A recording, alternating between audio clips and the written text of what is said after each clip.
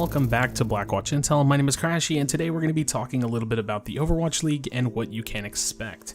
Now, I'm looking here at the Overwatch League website. It's going to be overwatchleague.com, and I wanted to check out the schedule because the first and foremost, Dallas Fuel, Houston Outlaws, two Texas teams playing on my birthday. I have a viewing party going on here at my place. I'm super excited to have some friends over and just jump into Overwatch League. Now, obviously, tomorrow night I'm going to be watching the Overwatch League preseason games that you can see here on the screen if you're looking at this.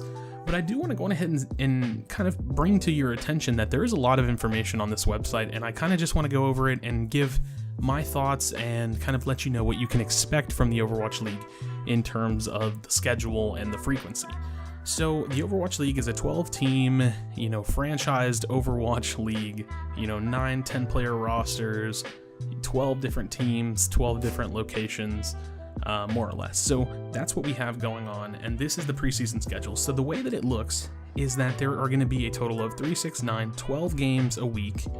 As you can see, that's going to be spread out over 4 days. Now, this is just the preseason, so 12 games a week in the preseason. These aren't technically announced yet if you're actually looking at these down here at the bottom. But you can see December 6th, which is tomorrow, or today if you're watching this video, all the way through December 9th, we're going to have games. And you can see exactly when what their start time is, and all of these times will be on your local time. So make sure you go and check out the website yourself if you want to know the time that your game starts, or that the games start on your local time. So this is Central Time that I'm looking at, so don't get confused, don't take this video as fact for your time. So today, because I'm speaking in the form of talking to you directly the day that the video goes live, today we're going to be looking at Florida Mayhem versus San Francisco Shock, Los Angeles Valiant with San Francisco Shock again, and Seoul Dynasty versus the Shanghai Dragons. Now, the reason San Francisco Shock is playing twice is because the Philadelphia Fusion had to back out. They don't have everything ready. It was like some kind of a visa issues, and they're just not ready. Ultimately, the SF Shock are going to be stepping in to fill that game. So I'm personally, like I said, looking forward to this match down here. Super excited about the two Texas teams playing each other on my birthday, and just going to be battling out. But there's a lot of information here. We can see all these different stages and these that are blanked out, so we can't see what the playoff, grand finals, and all-star weekend are going to be like. Let's go ahead and jump into stage 1. If you don't know, the Overwatch League is broken into 4 stages. Now, stage 1 has 5 weeks, same format. There's going to be a total of 3, 6, 9, 12 games played. And if you actually go and look at the final week, so 5 weeks of 12 games, the final week actually has a stage 1 titles match. And it has a prize pool shown with, presumably 2 matches here. So we're going to see a stage 1 title match. I don't know how these people are going to be filled in. I don't know if it's going to be the same teams, different teams. We don't know. But stage 1 title match, and then let's go ahead and jump to stage 2. Same format, stage 2 title match, so on and so forth. This at the end of stage 4 will lead us into the playoffs. Now we can obviously see that the end of stage 4, week 5, will be around June 16th. So the league is going to be starting early January, or today, if you're watching this video and counting the preseason. So starting today, December 6th, and running all the way through June 16th for the regular season, the end of the stage 4 title match, and then going into playoffs and grand finals. So we don't have much information about this, but we know that this league is going to at least be running through those dates. So what you can expect is a lot of Overwatch. I mean, we just said, just counting the stages, that's 4 stages, 5 weeks, 12 games a week. I'm not going to do the math on that. I'm terrible-ish at quick math, but that's a ton of Overwatch. And I think this is really good. This gives the teams time to develop. It gives the teams the ability to reset between stages. It gives a lot of potential for people to step up, win their stages, lose their stages, step up, win the next stage, and then prepare for that playoffs. Again, we don't have a whole lot of information about how playoffs is going to work, and that's fine. I think it's going to be cool to see how many teams they pull into playoffs, maybe half of the teams, like a 6-team, playoffs or something like that. If the teams all qualify for playoffs, that'd be kind of weird. So maybe just like the best 6 teams across the 4 stages will enter into playoffs, and then they'll go into some kind of grand finals. Now, I'm assuming this is going to be like a one-off kind of tournament, like Worlds, where they go into grand finals, and then something cool to top it off at the end of the, at the end of the season, at the end of the first inaugural league, they'll have an all-star weekend, which is really cool. And I like when, games and companies and esports do all-stars. I never really care for it all that much. I mean, it's fun to interact and kind of like vote for your favorite all-star or see how that process goes on. But to be honest, I never really care much about that. So again, let's go ahead and jump into my thoughts. This is a ton of Overwatch. There's like almost not a day where you can't turn on some professional Overwatch.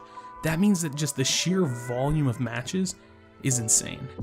And I look at these and it kind of blows me away, because I know that the first inaugural season is going to be played out of Burbank, California, and I'm trying to understand how they're going to do this in the later seasons whenever the teams are actually going to be traveling to different cities, because you have the same teams playing like 2 days apart in different areas. So like, for what I'm looking here on the screen, let's go ahead and jump to stage 1, week 1.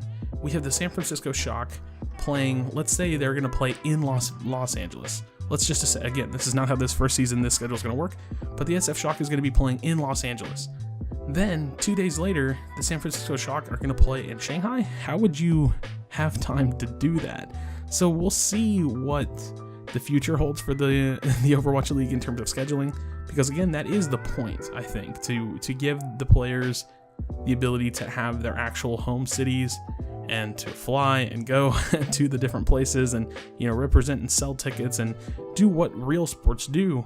But this schedule is just so stacked. Like, I was looking through it and I thought the preseason was stacked. Like, I really thought this was just like, oh wow, they're trying to get a lot of preseason games in. But it's actually crazy. This is literally how it is for every single week. And it's kind of shocking. Like, if you really look at it, look how much Overwatch we're gonna watch. I mean, it's a ton of games. I think there's so much for the teams and players to improve on that they're going to be able to do that in the season. I think there is crazy kinds of roster swaps and change potentials, like storylines that can be built from watching the league and seeing how a player's performing through, through the stages and saying like, this player's not been doing good in the whole first stage. They're going to go ahead and sub him out and bring in one of their other players. There might be, I don't know how this works, but there might be some like signing of new players to teams mid-season. Like if someone's really doing crazy in contenders, maybe they get an offer. I don't know how that would work. I don't know if that would interfere with contenders. I don't know if that's going to be, like a roster lock period where they're not allowed to make big changes like that. And maybe that's why they already had to set their rosters going into it. That's kind of what I assume, but it's hard to say. Now, the next thing that I'm really looking forward to is the stats page. We don't have it, and the standings page obviously kind of ties in with this. We don't have any of that because there are no stats, there are no standings, but I just think it's so cool that the Overwatch League website is just all encompassing. There's so much going on. You can look at the teams, you can see the players, you can look at the schedule. We know that they want to do or are going to do an Overwatch League Fantasy and a mobile app, and I just think that right now, if you're not someone that's like diehard already paying attention to it, there's just so much going on with Overwatch League. There is a lot. It's gonna be crazy. There's gonna be matches almost every single day, 4 days out of the 7 a week. So like half the week, half the whole first season is just gonna be Overwatch League matches and multiple matches a day. It's not just like one game. And there's gonna be just this ridiculous volume and tons of statistics, tons of cool clips and videos and montages and storylines built out from the stages, and I just couldn't be more excited. Now, I know that, there's talk about the skins that are going to be coming out, and there's obviously going to be some form of crowdfunding and multiple things that they're going to be trying to push, products coming out today on the Overwatch League website, and I'm just really excited. I think that the Overwatch League is doing something that will change the future of esports. I think that this is going to be the next big thing. This and the LCS franchising, which I really don't know much about, I'm looking forward to just to kind of see how that grows. And the more they learn, the more they implement the same that the Overwatch League can do, and hopefully they can, grow off each other. So I'm excited. I hope you guys are excited. I can't wait to just tweet about this and watch crazy plays, and like every day there's just going to be these crazy matches, and like so much so that I won't be able to watch them all. Like I'll be at the gym for some of these matches, and I'll want to be cooking food, or I'll want to be playing the game. I'm not going to watch every single game, but there's so much that's going to be able to come out of this. I think that the subreddits are going to blow up. I think that the potential for content is going to blow up. I can't wait to start jumping into like match analysis and talking about the weekly recaps, and it's just absolutely insane. So this is my thought. Hopefully you guys enjoyed this video. Let me know in the comment section below, what do you think about the Overwatch League? What are you most excited about the Overwatch League? Are you gonna watch your favorite teams? Are you gonna try to watch all the games? What's your plan? So let me know in the comment section below. Thanks for checking out this video. Please don't leave without leaving a like and subscribe for future content. I appreciate it again, and I'll see you in the next video. Do you feel your bones start to shake? Do you feel the earthquake? Do you feel the fire?